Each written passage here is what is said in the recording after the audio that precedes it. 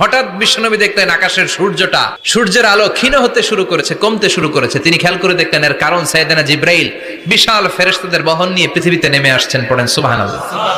এসে বললেন, ইয়া রাসূলুল্লাহ, আমি 1,40,000 ফেরেশতা নিয়ে নেমে এসেছি। আপনি কি জানেন না, ঠিক একটু আগে মদিনাতে আপনার এক প্রিয় সাহাবা, তার নাম হচ্ছে মুআবিয়া ইবনে মুআবিয়া আল মুজানি, একটু আগে শেষ নিঃশ্বাস ত্যাগ করেছে। বিশ্বনবী তো অবাক, ঘটনা কি? কোন সাহাবীর গায়বানা জানা যায় তো ফেরেশতা নামে না আকাশের উপর থেকে। বিশ্বনবী জিজ্ঞেস করলেন, জিব্রাইল, কোন সাহাবীর গায়বানা জানা যায়? তোমরা আকাশ থেকে এত ফেরেশতার বহর নিয়ে নামো নাই? কি এমন আমল করেছে আমার মুআবিয়া? কি এমন ভালো গুণ ছিল, ভালো আমল ছিল, যার কারণে আরশের উপরে তার এত সম্মান?